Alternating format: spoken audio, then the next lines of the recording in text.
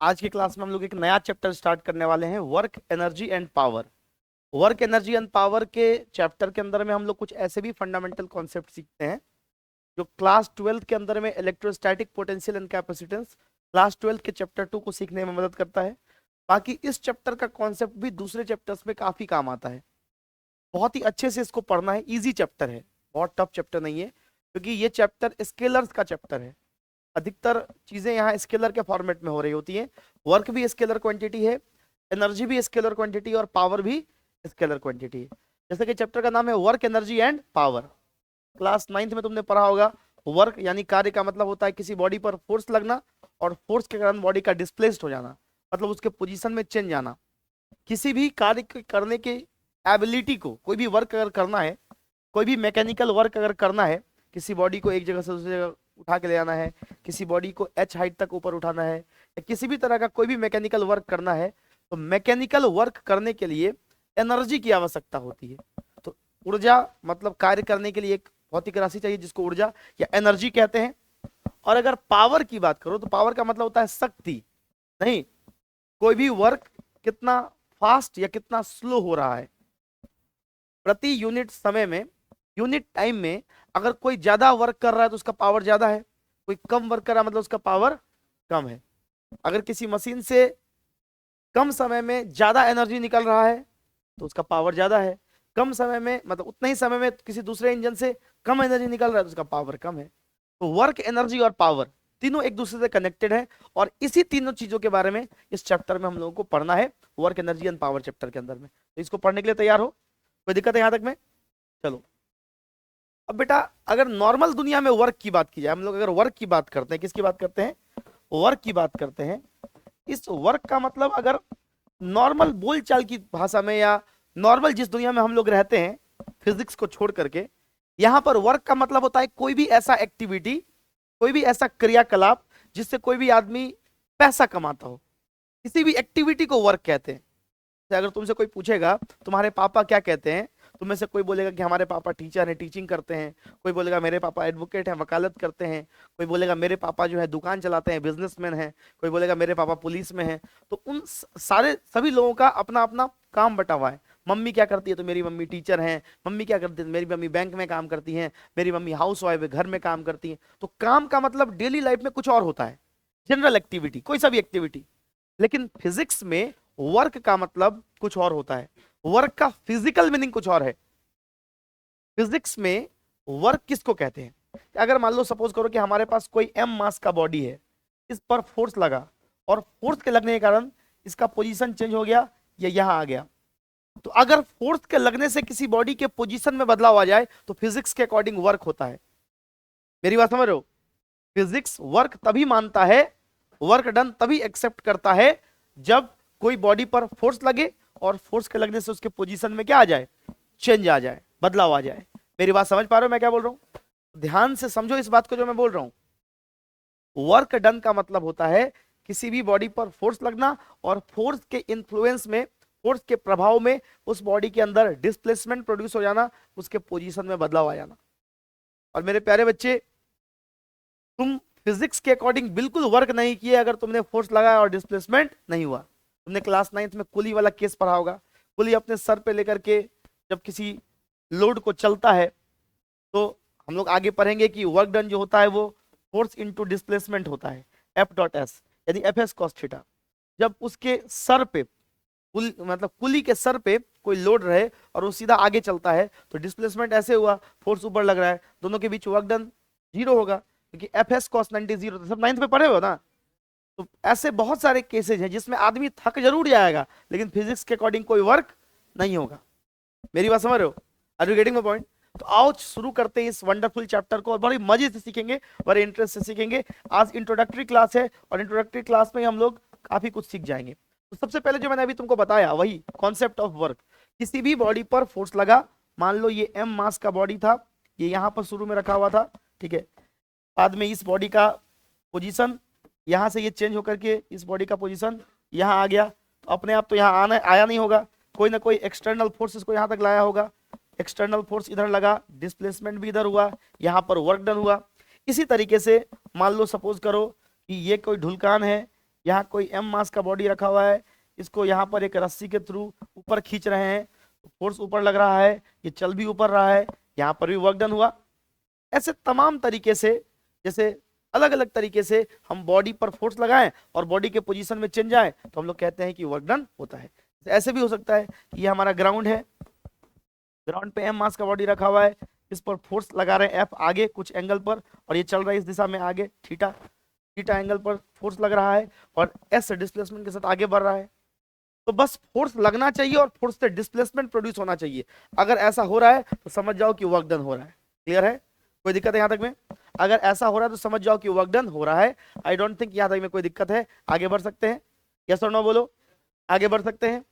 अब ये तो फोर्स के बारे में या वर्क के बारे में या डिस्प्लेसमेंट के बारे में क्वालिटेटिव बात किया। कि क्या किया? क्वालिटेटिव बात किया। मतलब ये बोला कि अगर किसी बॉडी में फोर्स लगा और फोर्स के लगने से क्या प्रोड्यूस हो गया? डिस्प्लेसमेंट प्रोड्यूस हो गया। मतलब पोजीशन में क्या आ गया?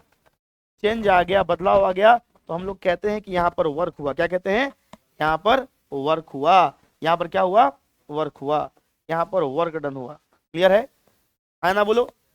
अब एक चीज समझो, अगर हम लोग बात करें तो कॉन्सेप्ट ऑफ वर्क हो गया, लेकिन अगर हम लोग बात करें वर्क के मैथमेटिकल डेफिनेशन की, इसकी बात करें, वर्क के मैथमेटिकल डेफिनेशन की बात करें अगर हम लोग, ठीक है, अगर हम इसके मैथमेटिकल डेफिनेशन की बात करें कि वर्क को मैथमेटिकली कैसे निकालेंगे, ये तो वर्क कब होता है ये आपने सर समझाया, ठीक है। तो वर्क डन को जो हम लोग मैथमेटिकली डिफाइन करते हैं वो डिस्प्लेसमेंट और फोर्स के डॉट प्रोडक्ट के रूप में डिफाइन करते हैं।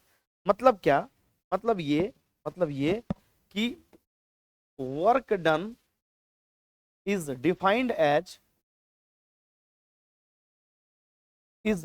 As dot product. कौन सा प्रोडक्ट चेला? डॉट प्रोडक्ट को स्केलर प्रोडक्ट भी बुलाते हो, ये पता है ना? Dot product of applied force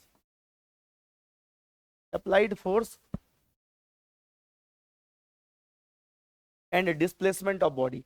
तुमने बॉडी पर कितना फोर्स लगाया और बॉडी का कितना डिस्प्लेसमेंट हुआ, applied force and displacement of body. ध्यान रखना इस चीज का कि वर्क डन जो होता है ये अप्लाइड फोर्स और डिस्प्लेसमेंट के डॉट प्रोडक्ट के बराबर होता है। मतलब चेला, अगर ये सपोज करो कि हमारे पास m मास का बॉडी था और इस m मास के बॉडी पर फोर्स लग रहा था ऐसे ऑब्लिक कुछ एंगल पर, थीटा एंगल पर, और इसका डिस्प्लेसमेंट इस दिशा में हो रहा था, ठीक है। इसको अलग से बनाते हैं। मान लो ये बॉडी के पोजीशन के चेंज होने का दिशा है, डिस्प्लेसमेंट का दिशा है। मतलब बॉडी मान लेते हैं कि आगे की ओर बढ़ रहा है। क्लियर है? कोई दिक्कत नहीं। और फोर्स मान लो कितना एंगल पर लग रहा है? थीटा एंगल पर। चला कितना एंगल पर? थीटा एंगल पर। तो वर्क डन जो होगा ये इस फोर्स और डिस्प्लेसमेंट के डॉट प्रोडक्ट के बराबर होगा। मतलब अगर यहां पे अगर हम लोग वर्क डन निकालें तो वर्क डन जो होता है वो हो जाएगा एफ डॉट एस के बराबर। यानी डॉट प्रोडक्ट का तुमको फॉर्मूला याद होगा, एफ एस कॉस थीटा। क्या होगा work done? F S cos theta. क्या हो जाएगा चेला? F S cos theta. यहां तुम जानते हो कि एफ क्या है? ये फोर्स है और ये क्या है? डिस्प्लेसमेंट है। तो थीटा है ये angle between force and displacement. Clear है चेला? अब अगर यहां पर तुम एसआई यूनिट की बात करोगे, हालांकि वर्क का अलग अलग यूनिट होता है, जूल होता है ना, अर्ज होता है, अर्ग बहुत लोग पढ़ते हैं उसको, इलेक्ट्रॉन वोल्ट होता है, बहुत सारा होता है, लेकिन हम लोग कैलोरी भी वर्क का यूनिट है। लेकिन अगर हम लोग एसआई यूनिट की बात करें तो एसआई यूनिट इसका क्या आएगा? Newton metre. बोलो ना, नहीं आएगा। फोर्स का न्यूटन और डिस्प्लेसमेंट का मीटर। कॉस थीटा का तो कुछ होता नहीं है। और ये इक्विवेलेंट होता है 1 जूल के। किसके? मतलब ये इक्विवेलेंट होता है जूल के। किसके? जूल के। याद रखना चाहिए कि जब किसी बॉडी पर 1 न्यूटन का फोर्स लगे और 1 न्यूटन के फोर्स के लगने से 1 मीटर का डिस्प्लेसमेंट हो जाए तो हम कहते हैं कि 1 जूल के बराबर फोर्स, 1 जूल के बराबर वर्क डन हुआ। 1 जूल जो होता है 1 न्यूटन मीटर के बराबर होता है। कोई दिक्कत वाली बात नहीं है। अगर बेटे इसके डायमेंशन की बात करोगे, किसकी बात करोगे? डायमेंशन की। तो फोर्स का होता है mlt-2, डिस्प्लेसमेंट का होता है l, और cos थीटा का कोई डायमेंशन नहीं होता। इसका जो डायमेंशन आ जाएगा वर्क का, ये आ जाएगा ml2t-2। क्लियर है? या तो खोपचे को इधर लिखो या इधर लिखो, कोई दिक्कत नहीं है। और एक चीज लास्टली याद रखना कि ये कैसा क्वांटिटी होगा? स्केलर। स्केलर क्वांटिटी होना भी चाहिए। क्यों होना चाहिए? क्योंकि दो वेक्टर का डॉट प्रोडक्ट है, और दो वेक्टर का डॉट प्रोडक्ट हमेशा क्या होता है, स्केलर क्वांटिटी होता है। याद रहेगा, दो वेक्टर का डॉट प्रोडक्ट हमेशा क्या होता है, स्केलर क्वांटिटी। याद रखना ये कैसा क्वांटिटी होगा, it is a scalar quantity. कैसा क्वांटिटी होगा, ये स्केलर क्वांटिटी होगा। ठीक है, कैसा क्वांटिटी होगा,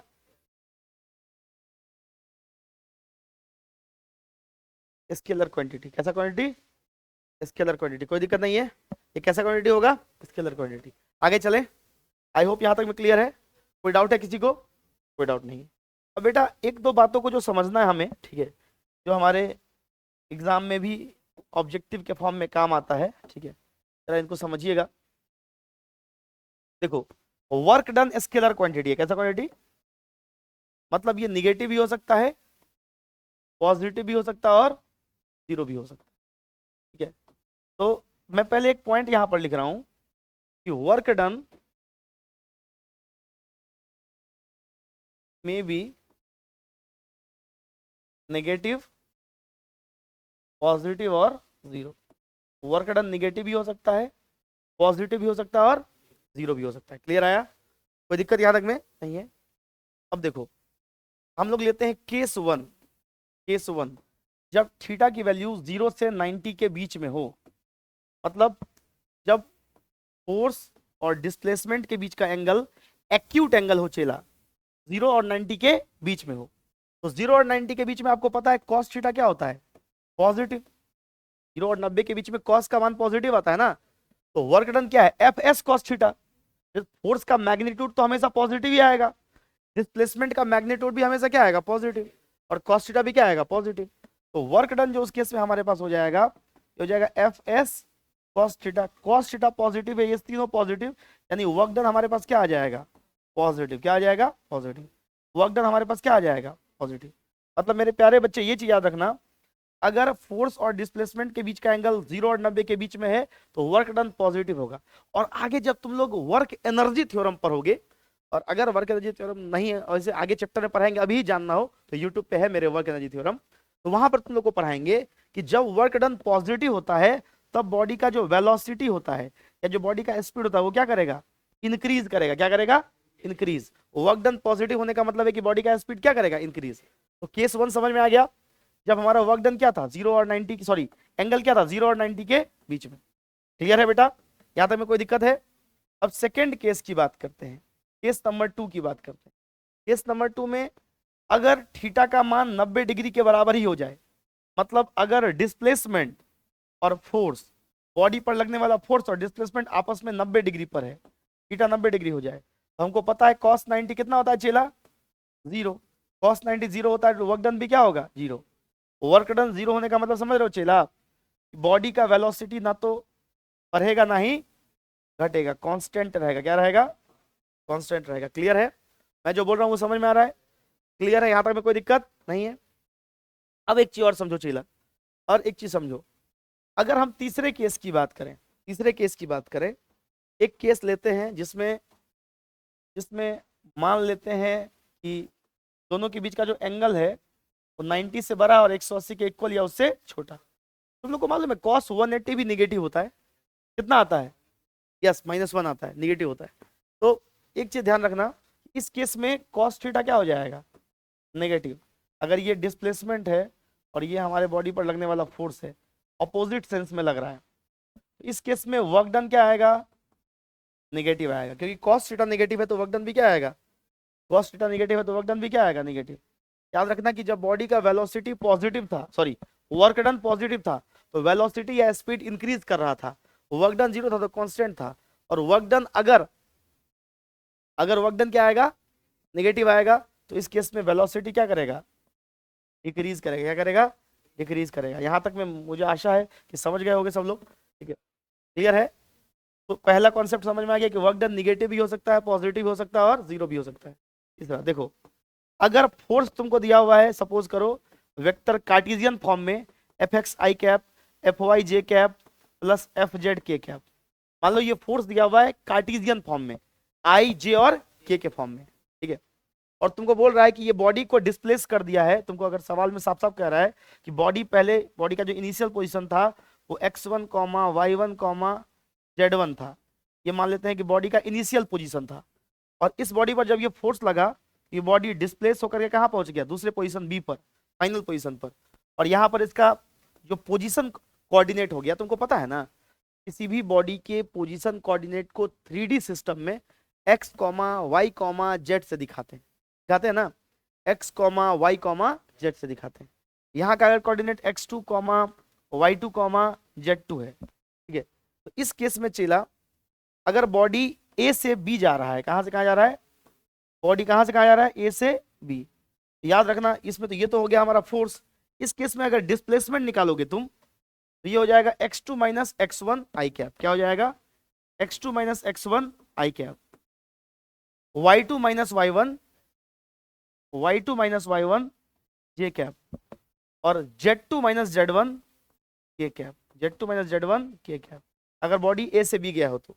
और इस केस में अगर वर्क डन निकालना हो, क्या निकालना हो, वर्क डन, तो वर्क डन निकालने के लिए एफ डॉट एस करते हैं, दोनों का डॉट प्रोडक्ट करते हैं। तो अगर दोनों का डॉट प्रोडक्ट करोगे, बस एक चीज याद रखना, डॉट प्रोडक्ट नॉर्मली कैसे करते हैं, आई कैप को आई कैप वाले से, जे कैप को जे कैप वाले से, और के कैप को के कैप वाले से मल्टीप्लाई करके जोड़ देते हैं। ये हो जाएगा एफ एक्स इंटू कितना, F X into x2 minus x1 plus F Y into y2 minus y1 plus F Z into z2 minus z1। इस पर क्वेश्चन करेंगे तो और बेहतर क्लियर होगा। मतलब तुमको तो ये चीज सीखना है कि अगर बॉडी एक पॉइंट ए से दूसरे पॉइंट बी पे जा रहा है, तो उसका डिस्प्लेसमेंट कैसे निकलता है, final coordinate minus initial coordinate कर दो।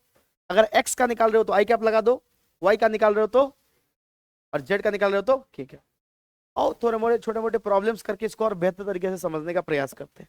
यहाँ तक में कोई डाउट है किसी को, सब कुछ क्लियर है, चलो आगे चलते हैं। ठीक है, एक क्वेश्चन लेते हैं। क्वेश्चन है हमारे पास, बहुत बेसिक सा क्वेश्चन है। A force of 20 I cap plus 18 J cap Newton acts on a body to displace it from 5,2,7 to 6,8,8,1 या 8,8,7 ही रहने दो। ये फाइंड द, हम लोग इसको भी मीटर में मान लेते हैं, सब कुछ मीटर में दिया हुआ है। Find the corresponding work done, हमको यहाँ पे क्या निकालना है, find the corresponding work done, work done निकालना है। क्या निकालना है, वर्क डन। सब लोग बोर्ड पर देखो, अगर इसका हम लोग सॉल्यूशन करें, ठीक है, हमारे पास फोर्स कितना दिया हुआ है, 20 आई कैप प्लस 18 जे कैप। और अगर डिस्प्लेसमेंट की बात करोगे तो वही बात मैंने बताया अभी, फाइनल माइनस इनिशियल। डिस्प्लेसमेंट को बहुत सारे लोग आर वेक्टर से भी दिखाते हैं, बहुत सारे लोग एस से दिखाते हैं, तो कोई बहस वाली बात नहीं है। ये हमारे पास हो जाएगा 8 माइनस 5, डायरेक्ट लिख दे क्या जी, 8 माइनस 5 यानी 3 आई कैप, 8 माइनस 2 यानी 6 जे कैप, और 7 माइनस 7 कट गया, तो वर्क डन हमारे पास क्या आ गया, एफ डॉट एस, यानी इसको इससे करो, 23 जा 60, ये मीटर में दिया हुआ था तो ये जूल में था, ये न्यूटन में था, और ये सेकंड मीटर में, न्यूटन मीटर जूल हो जाएगा। प्लस कितना, 18 गुने 6 कितना बोलो, 108, ये कितना आ गया 168 जूल। वर्क डन क्या आ गया 168 जूल, 168 जूल। क्लियर है, कोई दिक्कत वाली बात नहीं है, नॉर्मल डॉट प्रोडक्ट का सवाल हो गया, नहीं क्लियर है। अब एक क्वेश्चन लेते हैं हम लोग, ठीक है।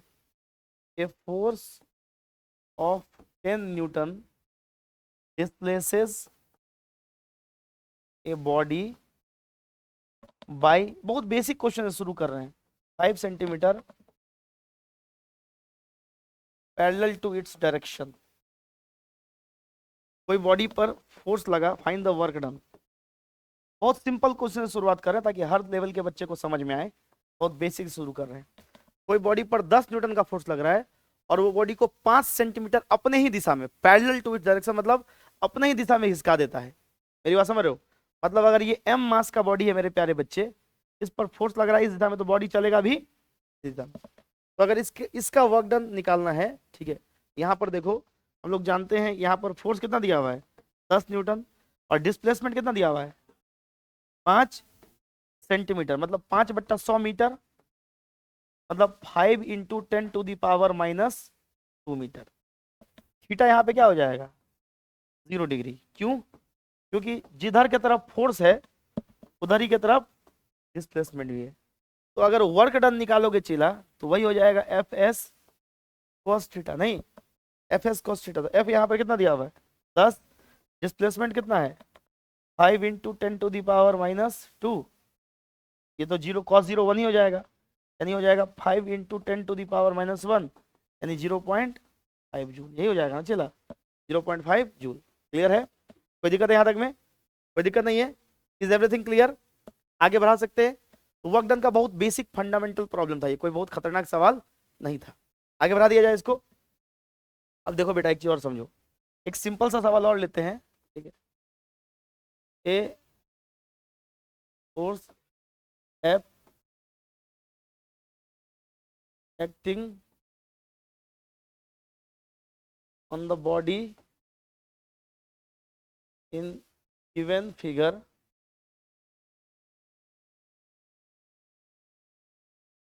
produces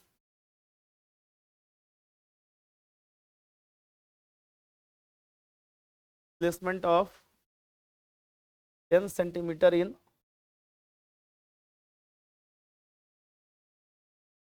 horizontal direction.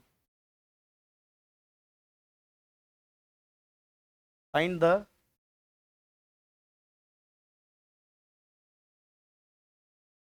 Work done. लोग समझना, यहाँ पे एक फिगर दिया हुआ है, ठीक है, ये एम मास का बॉडी है, इस एम मास के बॉडी पर जो फोर्स लग रहा है 25 न्यूटन का लग रहा है, और 53 डिग्री के एंगल पर लग रहा है, 53 डिग्री के एंगल पर लग रहा है। हमको बोला है, फिगर दिया हुआ है सवाल में, सवाल का हिस्सा है ये, हमको बोला है कि बताओ इसमें वर्क डन कितना होगा। फिर से वही बात, वर्क डन बराबर होता है एफ एस कॉस थीटा। आवाज कहाँ से आ रही है जी? नहीं आनी चाहिए। एफ एस कॉस थीटा, यहाँ पर फोर्स कितना है 25 न्यूटन, डिस्प्लेसमेंट कितना दिया हुआ है 10 सेंटीमीटर, 10 × 10⁻⁻2 मीटर में लेंगे ना, ये सेंटीमीटर में दिया हुआ है ना, इसको मीटर में लोगे तो 10 × 10⁻⁻2 मीटर हो जाएगा। और कॉस 53 डिग्री अगर लोगे, कॉस 53 डिग्री कितना होता है 3/5, ये होता है, ये हो जाएगा 5 5 जा 25 है ना, 5 3 जा 15 × 10⁻⁻1, यानी 1.5 जूल। क्या हो गया 1.5 जूल। क्लियर है? ये क्या हो गया 1.5 जूल। लेकिन तुम एक चीज गौर करो, अभी तक हम लोग जितना भी सवाल कर रहे थे, इस सारे सवाल में फोर्स का मान एक कांस्टेंट वैल्यू हुआ करता था। यहाँ पर भी जो फोर्स दिया हुआ था ये एक कांस्टेंट वैल्यू था, न्यूमेरिकल वैल्यू था इसका। इसका अगर मान निकालते तो रूट के अंदर में 20 का स्क्वायर प्लस 18 का स्क्वायर आता, ठीक है। यहाँ पर भी जो फोर्स है ये 25 न्यूटन का फोर्स है, मतलब एक कांस्टेंट वैल्यू है। इसके अलावा अगर हम लोग जो भी फॉर्मूला अभी पढ़े हैं, इस फॉर्मूले में हमने फोर्स का वर्क डन निकालने के लिए किया F work done is equal to F S cos theta. Force का एक वैल्यू हम लोग लेकर के वर्क डन निकालेंगे। तो फोर्स का एक वैल्यू लेकर के अगर वर्क डन निकालोगे तो याद रखना एक चीज को कि जब फोर्स वेरी करेगा, ऐसा भी हो सकता है जैसे स्प्रिंग फोर्स होता है, जैसे इलेक्ट्रोस्टैटिक फोर्स होता है, जैसे ग्रेविटेशनल फोर्स होता है, जो दूरी के साथ या तो बढ़ता है या तो घटता है। तो जब कोई फोर्स पोजीशन के साथ वेरी करेगा, मतलब यहाँ पे फोर्स का मान कुछ और होगा, यहाँ पे कुछ और होगा, यहाँ पे कुछ और होगा, तो उस केस में वर्क डन कैसे निकालोगे? उस केस में वर्क डन इंटीग्रेशन करके निकाला जाता है। कैसे निकाला जाता है? इंटीग्रेशन करके। आओ इसको भी समझते हैं, ठीक है। मतलब मैं जो बता रहा हूं उसको सब लोग समझो, ठीक है। वर्क डन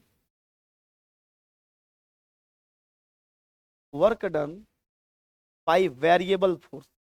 अगर कोई फोर्स पोजीशन के साथ चेंज हो रहा है, अगर कोई फोर्स स्थान के साथ बदल रहा है, तो वेरिएबल फोर्स के वर्क डन को कैसे कैलकुलेट करते हैं, आइए हम लोग ये चीज निकालते हैं।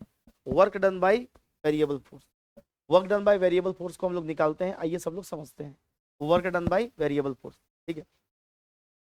सब लोग बोर्ड पर देखो, ठीक है। एक चीज सब लोग समझना, अगर हम लोग बात करें वेरिएबल फोर्स की, तो वेरिएबल फोर्स किसके साथ वेरी करेगा? डिस्टेंस के साथ। किसके साथ वेरी करेगा? डिस्टेंस के साथ। तो इसको मैं पहले इसका एक लाइन लिख देता हूँ, फिर इसको मैं प्रूव करूंगा। Work done by a variable force, variable force moving a body, moving a body from, मान लो इनिशियल पोजीशन R1 से हम लोग R2 तक किसी बॉडी को मूव करवा रहे हैं। मान लो कि ये हमारे पास m मास का बॉडी है और ये पहले R1 इसका पोजीशन था, इनिशियल पोजीशन इसका क्या था? R1, और इस पर फोर्स लगा और फोर्स के लगने के बाद इस बॉडी का जो पोजीशन हो गया, मान लेते हैं फाइनल पोजीशन, वो क्या हो गया? R2। ऐसे केस में जब कभी वर्क डन निकालना हो तो हम लोग फोर्स का इंटीग्रेशन कर दिया करेंगे, फोर्स का डॉट प्रोडक्ट लेंगे dr के साथ, छोटे डिस्प्लेसमेंट के साथ, और इंटीग्रेशन कर दिया करेंगे। ऐसा क्यों करते हैं? और इस चीज को मैथमेटिकल प्रूफ से समझते हैं। ऐसा क्यों करते हैं इसको हम लोग मैथमेटिकल प्रूफ के साथ समझते हैं। ठीक है, इसका हम लोग करते हैं मैथमेटिकल एनालिसिस। यहाँ पर देखो सब लोग अच्छे से समझना इसका मैथमेटिकल एनालिसिस। बेटा मेरे, ये जो फोर्स है ना, ये जो फोर्स है, यहाँ पर अगर हम लोग फोर्स की बात करें, यहाँ पर अगर बॉडी पर जो फोर्स लग रहा है, इस फोर्स की बात करें, सब लोग बोर्ड पर देखना, तो ये फोर्स जो है ये दूरी के साथ चेंज हो रहा है, पोजीशन के साथ। मतलब अगर जैसे एग्जांपल लो, F इज इक्वल टू हमारे पास मान लो 2r+1 है, इसमें r का वैल्यू 1 डालोगे तो 2 इंटू 1+1 फोर्स का मान 3 आएगा। r का वैल्यू अगर 2 डालोगे तो 2 इंटू 2+1 5 आएगा। r का वैल्यू 7 डालोगे 2 इंटू 7+1 15 आएगा। तो 1 से लेकर के अगर तुम 10 तक बॉडी को ले जाते हो तो हर पॉइंट पर तो फोर्स का वैल्यू अलग अलग आएगा। तो F.S में या डिस्प्लेसमेंट को अगर r से दिखा रहे हो तो F.R में भले तुम डिस्प्लेसमेंट का एक कांस्टेंट मान ले लोगे, तुमको पता है ना कि डिस्प्लेसमेंट को s से भी दिखा सकते हैं और r से भी। लेकिन अगर हम लोग बात करें फोर्स का, तो फोर्स का कौन सा वैल्यू लोगे? अगर फोर्स दूरी के साथ बदल रहा है तो हर जगह पर मान लो बॉडी को 1 से लेके तुम 15 तक ले गए तो हर पॉइंट पर क्या आएगा? फोर्स अलग अलग। तो फिर वर्क डन निकालने के लिए फोर्स के कौन से वैल्यू का यूज करेंगे? तो वहां पर डायरेक्ट जो F.R वाला फॉर्मूला है या F.S वाला फॉर्मूला है वो यूज नहीं कर पाओगे। तो देखो, भले ही ये फोर्स दूरी के साथ बदल जा रहा है, लेकिन अगर इस बॉडी को हम बहुत छोटा सा डिस्प्लेसमेंट dr देते हैं, dr मतलब बहुत छोटा सा डिस्प्लेसमेंट, बॉडी को r बराबर 1.001 से r बराबर 1.002 ले जाते हो तो फोर्स का मान बहुत अधिक चेंज नहीं होगा, नेग्लिजिबल चेंज आएगा। तो अगर हम लोग छोटे डिस्प्लेसमेंट की बात करें और स्मॉल डिस्प्लेसमेंट, अगर छोटे डिस्प्लेसमेंट की बात करें और स्मॉल डिस्प्लेसमेंट dr, छोटे डिस्प्लेसमेंट dr की बात करें तो छोटे से डिस्प्लेसमेंट का जो वर्क डन होगा, छोटे से डिस्प्लेसमेंट में जो वर्क डन होगा, छोटे से डिस्प्लेसमेंट के लिए, बहुत छोटे से डिस्प्लेसमेंट के लिए, बहुत इनफाइनाइटसिमली स्मॉल डिस्प्लेसमेंट के लिए फोर्स को कांस्टेंट मान सकते हैं।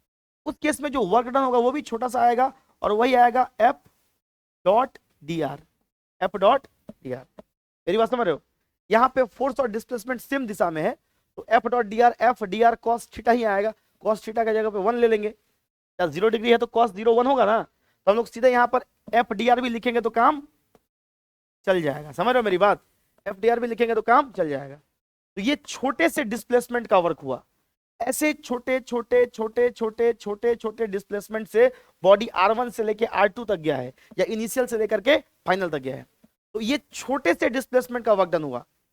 और तुमको बेसिक मैथमेटिक्स में पढ़ाए थे कि छोटी छोटी चीजों को जोड़ के अगर बड़ी वैल्यू बनानी हो, छोटी छोटी चीजों को जोड़ करके अगर क्या बनानी हो, बड़ी वैल्यू बनानी हो, तो हम लोग क्या करते हैं? इंटीग्रेशन। क्या करते हैं? इंटीग्रेशन। इसीलिए अगर हम लोग नेट वर्क डन की बात करें, किसकी बात करें चेला? नेट वर्क डन की बात करें, किसकी बात करें?